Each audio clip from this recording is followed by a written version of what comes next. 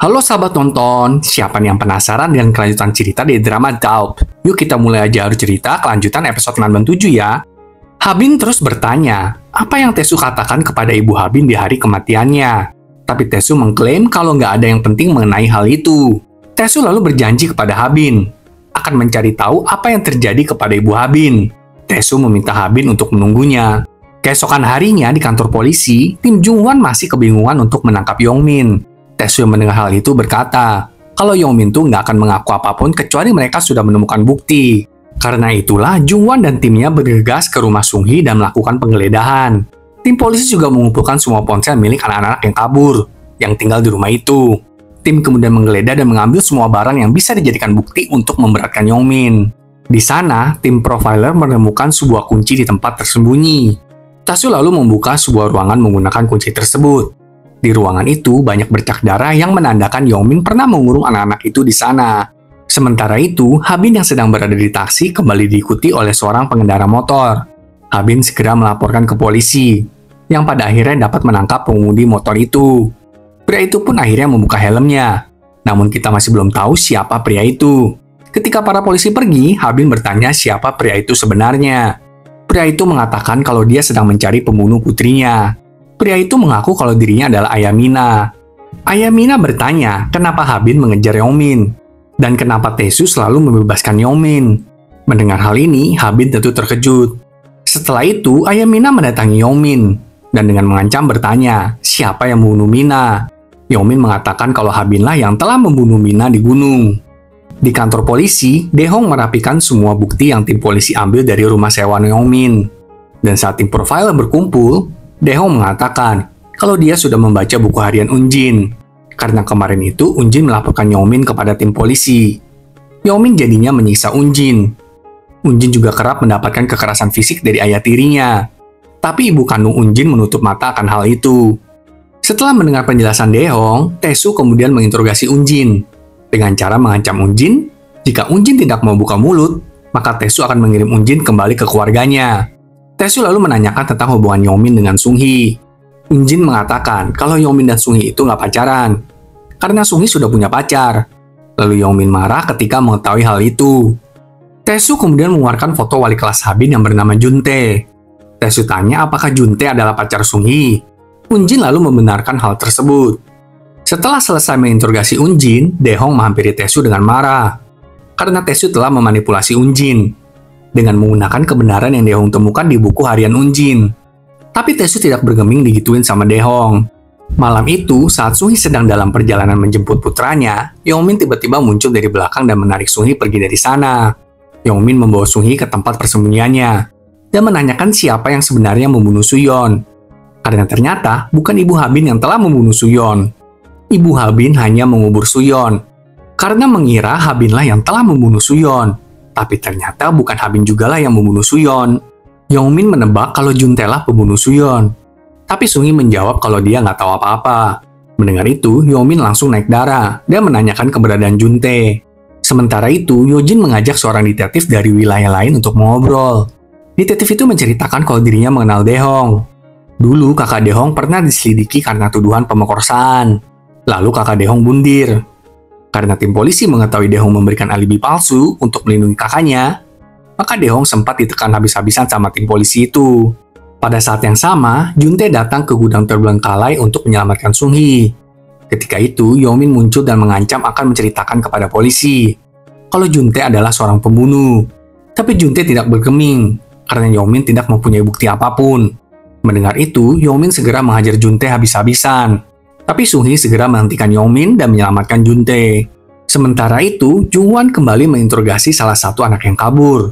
Jungwon menanyakan apakah pada hari Mina meninggal, Juntae sempat bertemu dengan Mina. Anak itu pun membenarkan.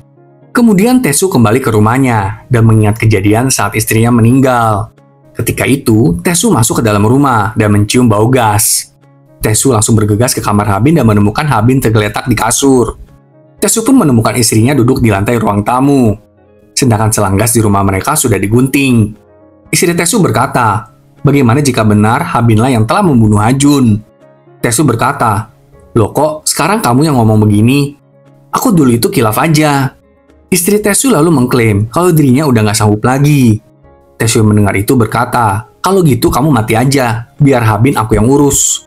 Tapi karena Tae-soo melihat istrinya seperti serius mau mati, Tae-soo ngomong lagi, "Kamu pikir Ha-bin akan baik-baik aja jika kamu mati? Ha-bin akan sendirian. Kamu nggak masalah dengan itu. Karena bagi Ha-bin, aku ini hanya orang asing."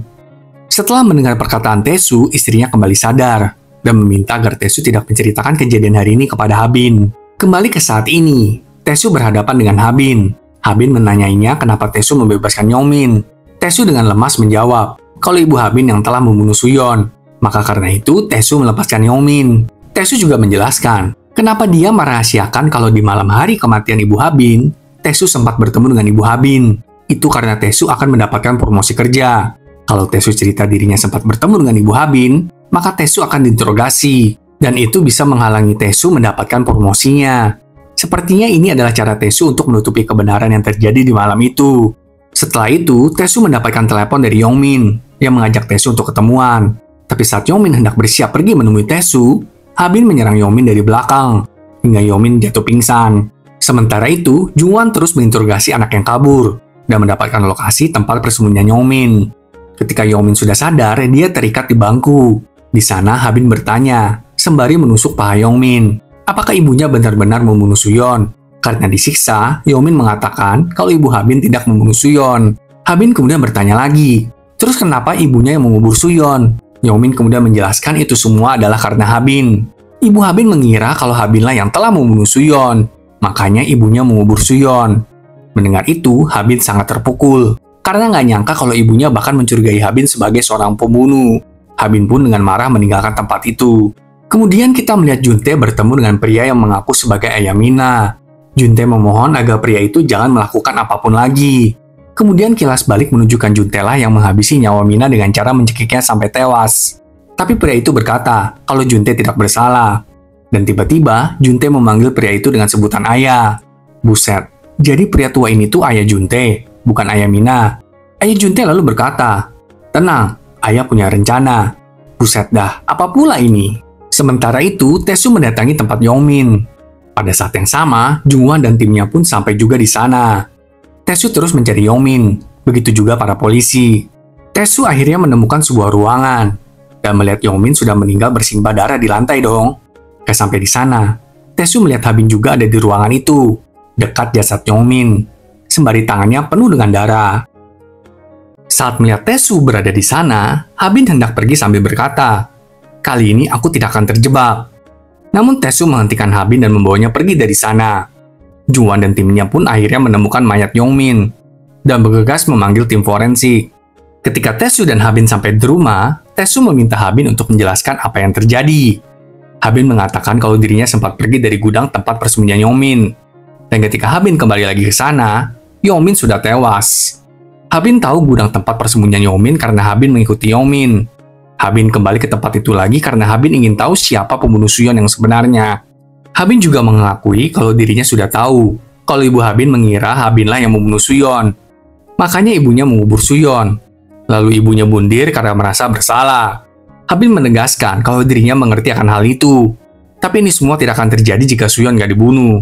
Tae-soo lalu bergegas ke TKP Yeong-min, dan Dae-hong menunjukkan foto mayat Yeong-min. Dari foto itu, Tae-soo mengklaim kalau sepertinya ada 2 orang pelaku. Karena luka tusuk di leher dan di paha Yeong-min menunjukkan berasal dari 2 senjata yang berbeda. Tae-soo pun mulai mengitari TKP, lalu menemukan sebuah kalung. Namun Yojin melihat Tae-soo dan segera mengambil kalung itu dari tangan Tae-soo. Karena melihat kalung tersebut, Yojin mengklaim kalau kemungkinan besar salah satu dari pembunuh Yeong-min adalah seorang wanita. Sementara itu, Ha-bin menelepon tempat penampungan remaja Hansol. Ha-bin berpura-pura menjadi polisi dan menanyakan nomor telepon ayah Mina. Tapi orang di sana mengatakan kalau kedua orang tua Mina tuh sudah meninggal. Akhirnya, Ha-bin tahu nih kalau pria kemarin yang mengaku sebagai ayah Mina tuh palsu. Sedangkan di tempat lain, ayah Jun-tae yang bernama Jung Du-chol mengatakan kepada Jun-tae kalau Ha-bin telah membunuh Yeong-min. Dan Du-chol sendiri yang melihat kejadian itu. Du-chol menambahkan kalau dirinya nggak suka Jun-tae berhubungan dengan Sung-hee. Du-chol khawatir kalau Sung-hee akan mengkhianati Jun-tae. Tapi sampai akhir pun, Jun-tae terus membela Sung-hee. Di kantor polisi, Jung-wan mengira kalau kalung yang ditemukan di TKP adalah kalung milik Sung-hee dan meminta tim memanggil Sung-hee untuk interogasi. Tae-soo juga mendapatkan info baru. kalau ternyata Juntae dan Mina saling mengenal satu sama lain. Bahkan Juntae sempat menemui Mina di hari kematian Mina. Setelah itu, Tae-soo menemui Juntae.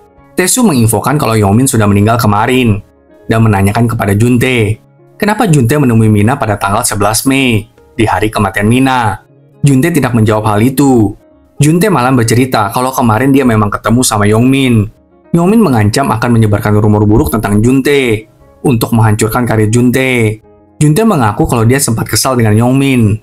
Tapi Juntae mengaku kalau Yongmin baik-baik saja kok saat Juntae pergi dari sana. Juntae juga menambahkan, kemarin dirinya melihat Habin di tempat Yongmin. Mendengar itu, Tae-soo berkata, kalau gitu, katakan semua ini di kantor polisi. Jangan menghindari interogasi. Kembali ke kantor polisi. Tim menemukan riwayat panggilan telepon Yongmin, di mana Yongmin paling sering menghubungi Sung-hee. Dan pada malam kematiannya, tercatat Yongmin sempat menelepon Tae-soo. Sedangkan di rumah Sung-hee, Du-chol mendatangi Sung-hee dan berating seolah-olah dia adalah ayah Mina. Du-chol mendesak agar Sung-hee mengatakan apa yang terjadi kepada Mina. Sung-hee menjawab kalau pada tanggal 11 Mei itu, Sung-hee tidak ada di rumah karena dia dan putranya ke UGD. Saat itu, putranya mengalami demam. Kilas balik memperlihatkan pada malam tanggal 11 Mei, Mina menelepon Sung-hee dan bertanya apakah Yongmin ada di rumah. Karena Mina mau datang ke rumah Sung-hee untuk mengambil beberapa barangnya yang ketinggalan. Ketika itu Juntae keluar dari kamar Doyun. Doyun ini adalah putra Sung-hee ya. Juntae mengatakan kalau demam Doyun gak turun-turun. Karena itulah Sung-hee membawa Doyun ke rumah sakit dan meminta Juntae untuk membukakan pintu buat Mina kalau Mina nanti datang ke rumah. Ketika Sung-hee dan Doyun pulang kembali ke rumah, Sung-hee masuk ke dalam kamarnya dan terkejut karena melihat Juntae telah menghabisi nyawa Mina.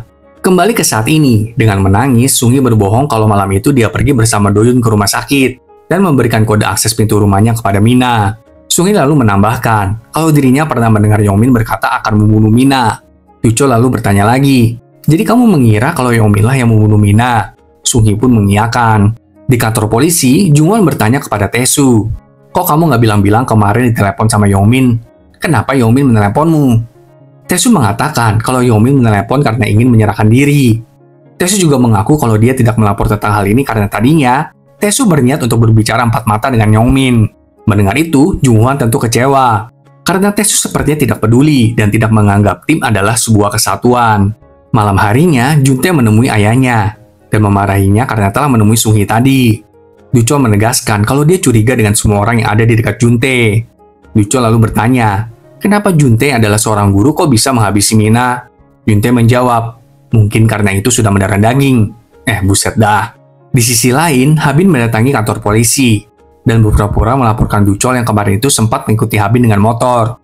Ketika polisi sedang memanggil rekan lainnya, Habin melihat catatan Du-chol di komputer polisi itu dan mencatat alamat tempat tinggal Du-chol. Kemudian Tae-soo menelepon Habin dan bertanya, apakah Habin yakin kemarin di tempat Yongmin tidak ada seorang pun yang melihat Habin? Karena seperti ada orang yang akan bersaksi telah melihat Habin di tempat Yongmin. Tapi Habin berkata kalau dia sudah menceritakan semuanya kepada Tae-soo. Dan sekarang terserah Tae-soo mau percaya apa enggak. Aduh, Habin ini kenapa nggak mau kerja sama sih sama bapaknya ya?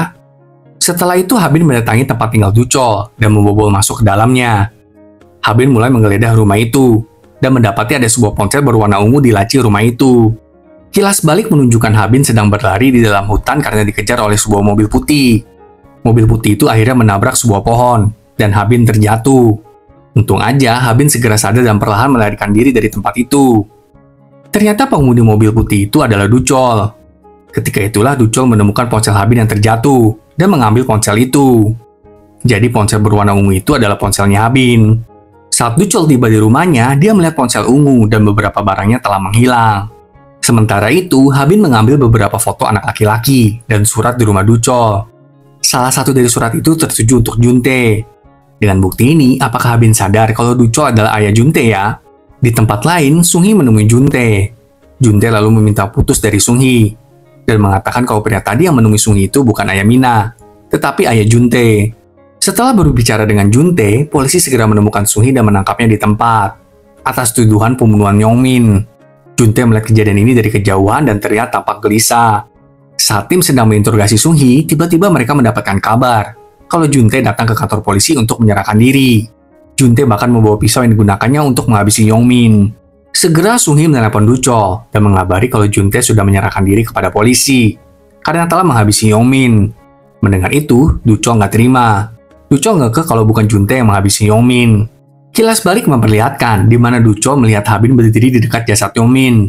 Karena itulah Duchol mengira kalau Habinlah yang telah menghabisi Yongmin. Saat di kantor polisi, Tae-soo melihat rekaman CCTV dekat area tempat persembunyian Yongmin. Tae-soo melihat Habin dibonceng oleh seseorang dengan menggunakan motor. Karena melihat rekaman CCTV itu, Tae-soo kembali ke rumah dan berbicara dengan Habin. Tae-soo mengatakan analisisnya. Pertama, entah Habin itu kaki tangan pembunuh Mina atau saksi dari pembunuhan Mina. Kedua, pada tanggal 11 Mei, Habin memang ada di Gunung Dewa, di mana Habin dikejar mobil dan tertabrak. Maka karena itu, Habin sengaja menabrakkan diri ke mobil dulu itu untuk mengarang alibinya. Ketiga, Habin sengaja mengambil resiko dijebak atas pembunuhan Mina, karena Habin ingin menangkap pelakunya dan kemudian membunuhnya. Namun percakapan ayah anak ini nggak membuahkan hasil apapun, sehingga Tae-soo kembali ke kantor polisi. Tiba-tiba, Tae-soo dikirimin pesan yang berisi foto di mana Habin sedang berdiri di samping jasad Yongmin. Gak sampai di sana, Duchol menelepon Tae-soo dan menyuruh Tae-soo untuk membebaskan Juntae. Karena kalau enggak, Duchol mengancam akan menghabisi Habin. Berarti Suyeon dan Mina keduanya dihabisi oleh Juntae, dan Duchol lah yang membantu Juntae selama ini. Gitu kali ya. Saksikan kelanjutan drama ini minggu depan ya, sahabat tonton. Sampai jumpa.